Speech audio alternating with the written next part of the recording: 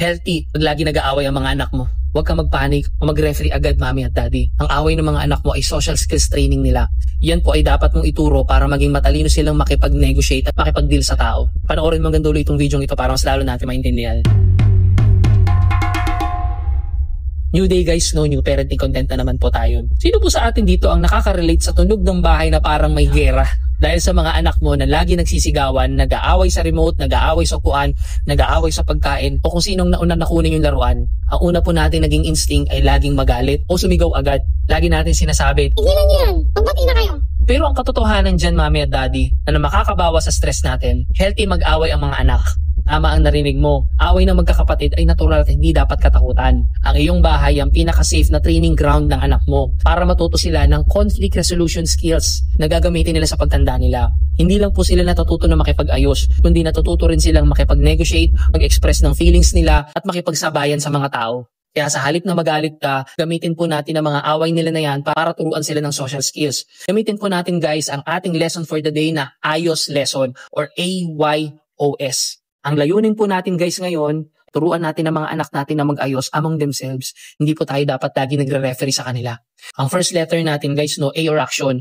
Huwag agad aksyonan o mag-referee sa anak natin. Kapag hindi naman physical na nasasaktan yung anak mo, hayaan mo silang subukan ayusin yung problema nila ng sila lang mismo. Iwasan po natin guys, mag-intervene agad. Yan po magbibigay sa anak mo ng pagkakataong makipag-negotiate at mag-isip ng solusyon among themselves. Second letter natin guys, no, Y or yakapin. Yakapan at i-validate natin ang emosyon ng mga anak natin. Kung kailangan nila ng tulong, i-address mo muna ang nararamdaman nila, hindi sisihin kung sino ang may sala agad. Sabihin natin guys na, "Kita kong galit ka na, at okay lang yan.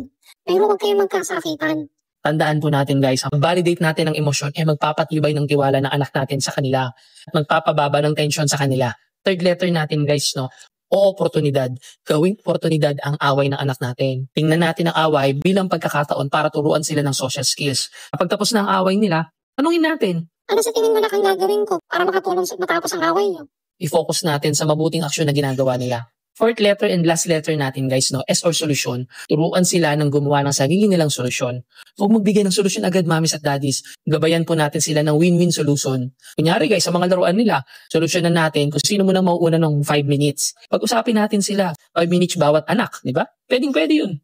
Kaya po guys, ang pag-aaway ng magkakapatid ay hindi po senyales na failure agad tayo sa pagpapalaki. Yan po ay senyales na natitraining ang mga anak natin na maging magaling sa social skills na mamaster nila yan para paglaki nila magagamit nila. Kaya lesson learned ko guys, hayaan natin sila mag-away na may boundary. Gamitin po natin ang ayos lesson na nabanggit natin kanina para turuan ng mga anak natin na mag-ayos among themselves at palakasin po ang kanilang kakayahan makipag-ugnayan sa bawat isa sa kanila. Ang sagot sa statement na, healthy lagi nag-aaway ang mga anak, 100% oo. Dahil dyan sila matututo. Huwag po tayo mag-referee agad. Huwag po tayo mag-coach agad. I-guide natin sila gamit po ang ayos lesson na nabanggit natin kanina. Ikaw, daddy at mommy, anong pinaka-nakakatawa at pinaka-walang kwentang dahilan ng pag-aaway ng mga anak mo na nagpatawa na lang bigla sa'yo? I-share mo naman yung kwento mo sa chat box para makarelate din ng iba.